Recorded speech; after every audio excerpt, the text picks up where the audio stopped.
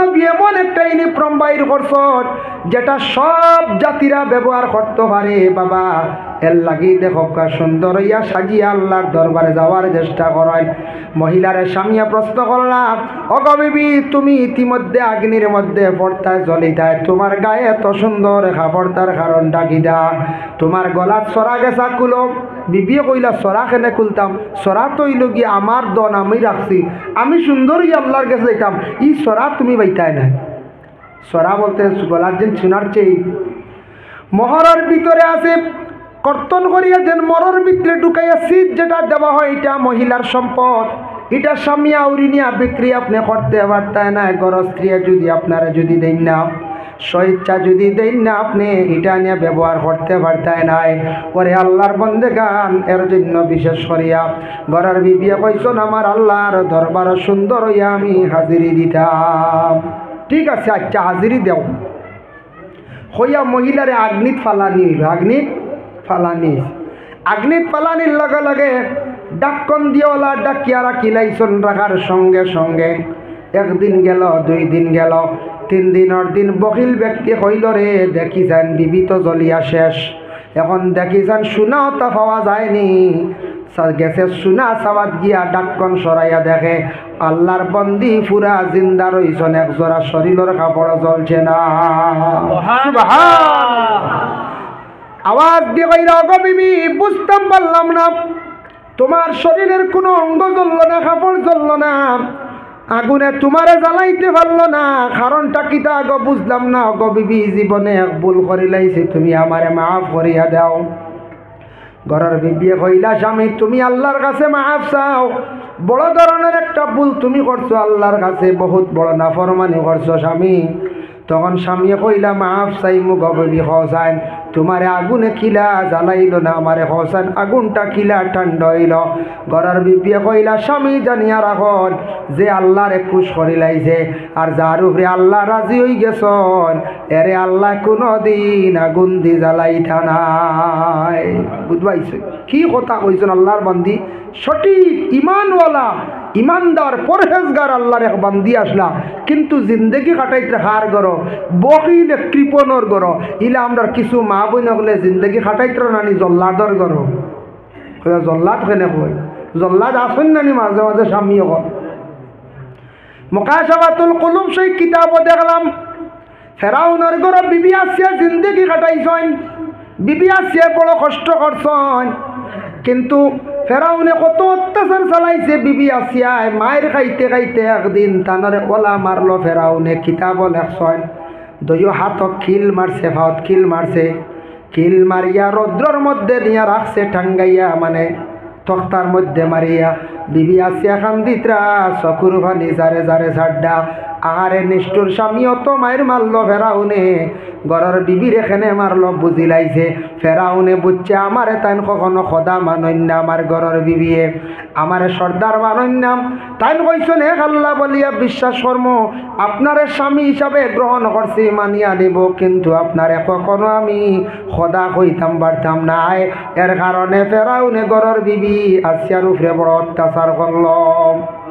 হঠাৎ মুসা নবী সামনে দি যাইত্রা, ডাক দি কইলা, ও মুসা, তুমি আমার এখন খবর লইয়া যাও। মুসা যেহেতু ফেরাউনের বদ্ধ মক্কাইছন, মুসাই কইলা, মা গো কৌসান কোন খবর? বলে, তুমি আল্লাহর কাছ থাকি খবর খান্তা লইয়া দেও, আল্লাহ আমারে ফেরাউনের গাড় থাকি কোন দিন উদ্ধার করদাও। বহুত দুঃখ পাইয়া কইসন, বাবা ইলা কত মহিলা অকল আসন খান্দিত্রা, স্বামীর ঘরে বড় নির্যাতিতা, হয়তো আল্লাহ স্বামীর ঘর থাকি আমারে কোন দিন উদ্ধার করডাই রে বা আল্লাহ। এইভাবে কত মহিলা হলে কষ্ট করডা বাবা, যাইতা যারা জুলুম করডা, জুলুম করাটা ভালো নয়। আল্লাহ কোরআন জানাইছেন, ইন্নাল্লাহা লা ইউহিব্বুজ জালিমিন, আমি আল্লাহর যাতে কখনো জুলুম করনেওয়ালার আমি আল্লাহ মহব্বত করি না। সুবহানাল্লাহ। জুলুম ইলা চলেন না, না কই যাই কিছু জায়গা চলের নানি, ফরর মেয়ে ঘরের মধ্যে আনিয়া। তখন মুসা জানাইলা, কইলা, মা গো, আমি আল্লাহর কাছ থেকে খবর লইছি, খবর জানছি। বলে, কি খবর? বলে, আল্লাহ তোমার আর বেশ দেরি করতে নাই, তোমারে ফরিস্তা হলে স্বাগতম জানাইবার জন্য রেডি। বলে খেনে বলে তোমারে ফরিস্ত হলে স্বাগতম মারহাবা জানাইয়া বেহেস্তর মধ্যে নিবার লাগি ফরিস্ত হল তাইয়ারি নিছন গিয়া। এতে বুঝা গেল বিবি আসিয়ায় ফেরাউনের ঘর জিন্দগি কাটাইলা আর জমিন থাকি জন্নতর সার্টিফিকেট লইয়া বিদায় হইলা। সুবহানাল্লাহ।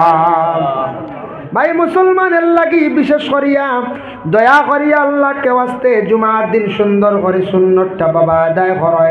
2 নম্বর খুশবু গায়ের মধ্যে লাগাকুয়া ভালো কাপড় পরিধান করিয়া জুমার নমাজের মধ্যে যায়। 3 নম্বর সুন্নত ইয়া থাকছে গিয়া মসজিদ হাঁটিয়া যাওয়ার একটা সুন্নত। আর 4 নম্বর ইমাম সাহেবের পিছনে ডাইন সাইডে বসা আর খুতবাটারে মনোযোগ দিয়া শুনাইল গিয়া সুন্নত। ইমাম সাহেবের পিছনে ঠিক পিছনে ডাইন সাইডে বসা এক সুন্নত। এখন এই জায়গা লিয়া মায়ের করতারি বলছে গিয়া পাইলা গ্রামের এক চাষা বইছে বলে অনহর আইজ আমি বইতাম সুন্নত লাগে আমার। হ্যাঁ ইলা মায়ের করবা না, আপনি জায়গা পাইলে আপনি আগে গেলে ইনশাল্লাহ জায়গা পাইতা। তো এখন আমরা আগে যাই না, যাই খুতবার টাইমে আর বাদে সালাম ফিরাইলা আবার আই গেলাম, বুঝতেছেন নি? ও যারা বেশি করে যায় কিছু কিছু জায়গার আর বাদে আবার আগে বারণ এরার মাঝে আখতা পাওয়া যায়। জুতা নেন গে জুতা, বুঝতেছেন? জুতা নেন না নি? জুতা খেয়ে নে জানো নিজে হল বাদে যায় বাজার মসজিদও বড় বড় প্রোগ্রামও বাদে গিয়া দেখলো তাও করে খেয়ে কোন জোড়া জুতা তৈছন সুন্দর, বুঝতেছেন? চোখ মারলো আর নমাজ শেষ করলো আর বাড়ি হল আগে যাইতেও বালা জোড়া নিয়ে যায়। আমার জীবনে 2 জোড়া গেছে, বুঝতেছেন? পরে এক ভদ্র লোকে আমার শিখাইয়া দিল, কইল হুজুর জুতা চুরি হয় তুমি বাইল করি সুন্দর করি থইলা থইও না।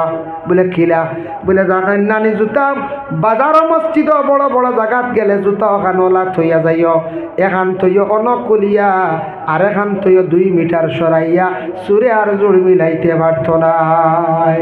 হাসারানি করছে হাসাও। এখন আমি আবইব আমল করি, আপনারও আমল করেন যে আমি প্রায় শহরের কোনো মসজিদও গেলে বইয়া নিতাম ভিতরে বক্সতে মানছে দেখবা।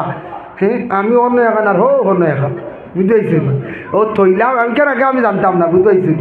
এখান আগে আমি জানতাম না, এখন আল্লাহ দেহে জোর মিলাইতে পারে না আর চুরি হয়েছে রাইজ পর্যন্ত, বুঝতেছি?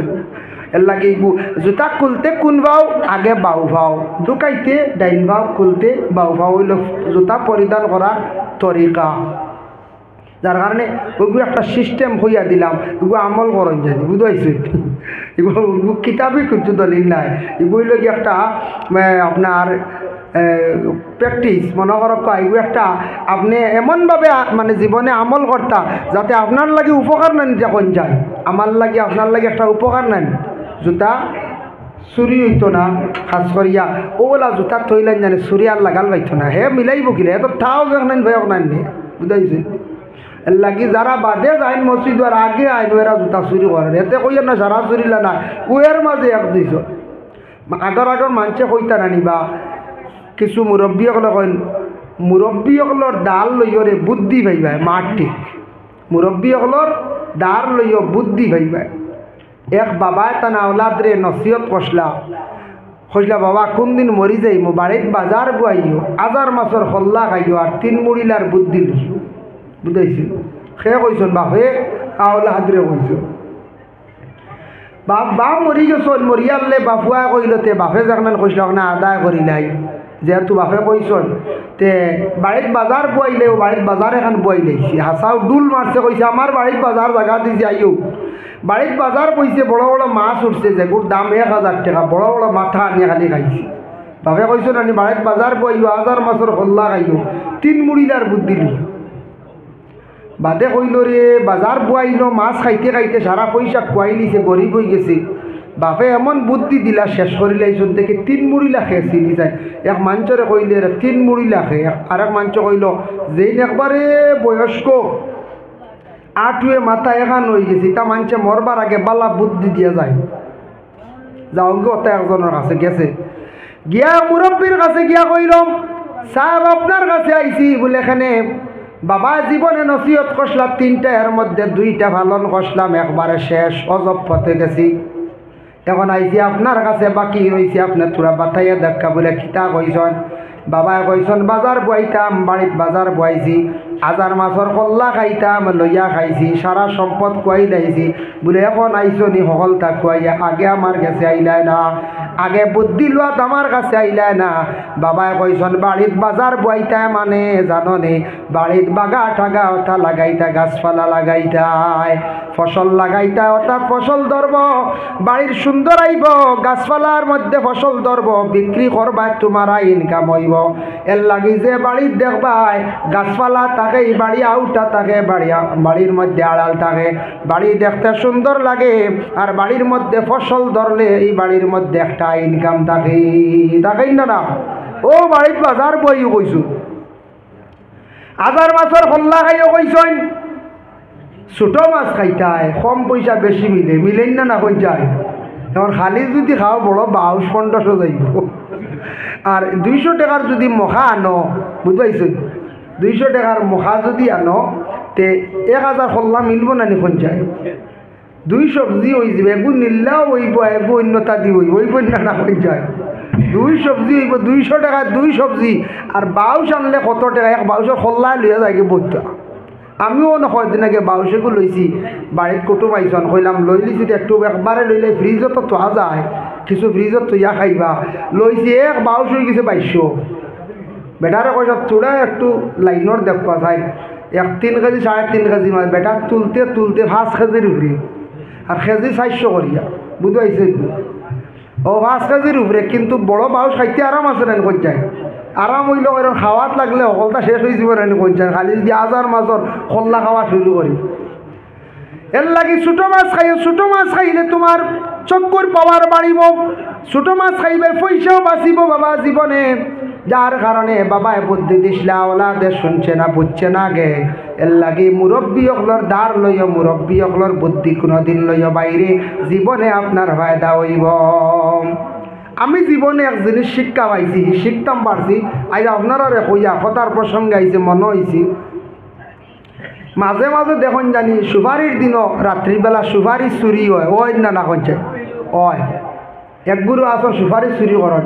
এক কুটুম বাড়ি গেছি, আর এক মুরব্বী মানুষের নানা সম্পর্কে আটটা রাত মাগরিবর পরে অন্ধকার হয়েছে, 7টা সময় হয়, সুপারি গাছও চুর উঠি গেছে, তাই বুঝি লাইছো, বুঝাইছেন, বুধ পাইছেন। আমরাও দিছি দৌড়, ছোটো ছোটো আসলাম, যা বাক্কা আগর ঘটনা হইয়া, 25 বছর আগর ঘটনা হইয়া, টাইম দিছন দৌড় খেরগর মুখার, আমরা দৌড় দিছি গুয়া গাছর তলে দি, বুঝ পাইছেন? হ্যাঁ কইতরা এইবার যাইও না, চড়ি ফেলাইয়া মারি লিব। ও ফয়লা এক জিনিস জানলাম যেন গুয়া গাছর চুর উঠিলে তলে গেলে চড়ি দি মারি লিব। একটা জিনিস জানলাম না কোন যায়, হাসাও যদি চড়ি শাড়ি দিয়ে জুত করি এখন মাথা ডাক্তা করলিব না কোন, আগেই কেন আমি জানতাম না। আর টাইম দেখছি দৌড় দিছ না খেরগর মুখা, হইরে খেরগরে দি টাইম দৌড়া কি চুর তো ভাই নানায় দেখি খের হয়ে গেছা লইয়া আইসন, ইয়া চলাই মারি আগুন ধরাইছন, ফর্সা হয়ে গেছে গিয়া। আর ফর্সা দেখা যায় মাতৃত বই দিছে চুর লুকাইয়া, বা যখন হর একটু হরিয়া মরি দিব, হর চিনি লাইছি, বাপরে বুদ্ধি দেখাই। এর লাগে যুবক ভাই জীবনে বুদ্ধি লোক জ্ঞানী মানুষের কাছে জীবনে যাও রে ভাই, বিজনেস করনেওয়ালা মানুষের কাছে যাও, এরা কিভাবে বিজনেস করা শিখো। মুরব্বী মানুষের কাছে যাও, গিয়া বফুরা নামলে মাত পাইবা, পুরানা কথা পাইবা, বুদ্ধিমান কথা পাইবা। জীবনটা বাইরে রাস্তাঘাটে অযথা সময়টা বিফলে ফেলাইও না, জীবনে বাইরে সময়টা অযথা নষ্ট করিও না। আল্লাহকে ওয়াস্তে জীবনের আপনার একটা মূল্য আছে, দাম আছে। দয়া করিয়া মুরব্বী অগলর বালা মানুষের ধার লওয়ার চেষ্টা করো রে ভাই।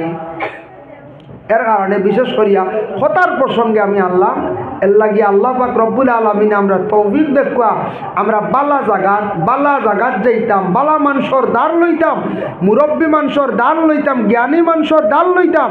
এটার থেকে আমরা ফায়দা বুদ্ধি মিলে, মুরব্বী মানুষে বালা বুদ্ধি দিবা, বুদ্ধি দিবাই না না যায় বুদ্ধি দিবা। চা খাওয়া শেষ হয়ে গেছি মাশাআল্লাহ। যাই হোক এর জন্য আল্লাহর বন্দেগান শুক্রবার দিন জুমার দিন এমন একটা দিন দেখো, সেই জুমার দিনের মধ্যে আমরা নামাজ পড়তে সময় সবার আগে যাই না, আমরা বাদে যাই গিয়া। বুখারী শরীফের হাদিস, শুক্রবার দিন জুমার দিন 5টা পুরস্কার আছে 5 জন ব্যক্তির লাগিয়া। এক নম্বর ব্যক্তি হইলা যে মসজিদে গিয়ে সর্বপ্রথমে ঢুকিবা তার আমল নামার মধ্যে একটা উট সৎকা করলে যতটুক সওয়াব ততটুক সওয়াব এই বান্দার আমল নামার মধ্যে আল্লাহ দান করবা। দুই নম্বর বান্দার আমল নামায়